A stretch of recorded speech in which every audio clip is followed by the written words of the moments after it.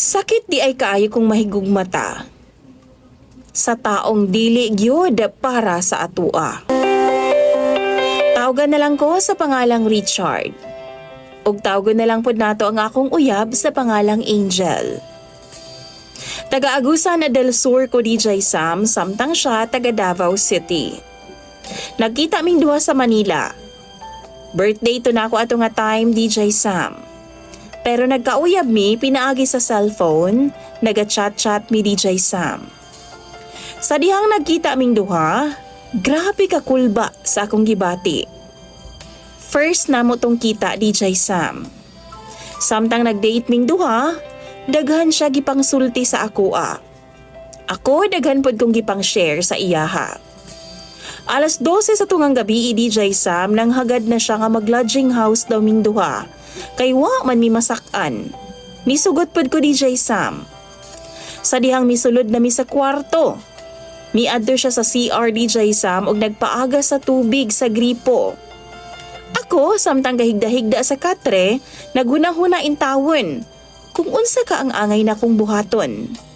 Kay niadto nga time, wa pagyud ko kasuway og ana-ana DJ Sam. Virgin pa ko.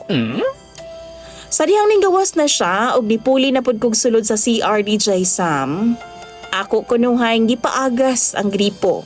Aron lang pud kunuhay moingon siya nga gahimasa gyud ko. Pero ang tinuod ana DJ Sam, naghunahuna pa intawon ko. O gikulbaan pag gidintawon kong taman kaysa ako nang gikaingon, first time na ako nga makatapad og babay. Nadugay, namahala na lang yun ko kung unsay mahitabo sa among duha. Samtang nagdug mi DJ Sam, nag-istoryahan ay paghihapon mi kung unsay plano sa among mga kinabuhi. Siya, gusto niya nga mo abroad, kay aron daw matabangan niya ang iyang pamilya. Ako pod maningkamot po kong manarbaho DJ Sam para makatabang pod sa akong mga ginikanan. Wa magdugay, iyahan akong giunhan og hikap-hikap sa akong lawas. Ako DJ Sam, grabing kakulba. First time lagi nako. Wa na lang kumilihok o gipasagda na lang nako siya, hangtod nga ninggahi na gyud ang akong budbud. Wa nagdugay DJ Sam, iya na pong gihubo ang akong sinina o giromansa ko niya pag-ayo.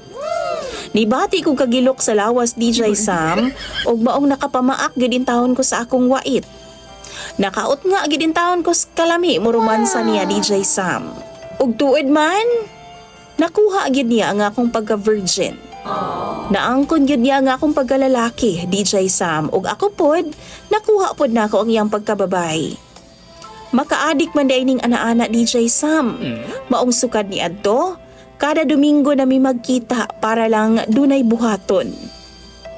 DJ Sam, sukad ni adto pod, nausab na pod ang akong batasan. Imbis nga sa ako ang ginikanan ko nagapada sa akong kwarta, siya na ang akong gipadalhan. Kay aron dili lang gid ko niya biyaan. Kada tulo ka adlaw DJ Sam, mupadagod ko niya og 5,000 para naa siya'y magamit. 5 ka buwan ako tong gibuhat. Kung wa ako giistoryahan sa akong barkada nga gibinuangan ra ko ni Angel, dili pod nako mahibaw-an ang tanan na DJ Sam. Hapit ko naghikog tungod niya. Wa na ko'y gana mukaon. Di na ko ganahan mo tingog og istoryahon na DJ Sam. Wa na'y laing gihunahuna kundi siya lang.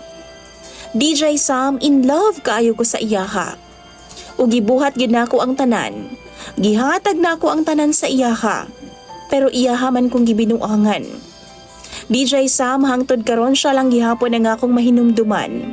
Maunang mangutana ko sa inyo hag unsa bay angay nakong buhaton. Para lang gyud malimtan nako siya. Siya nga akong first time nga gihigugma.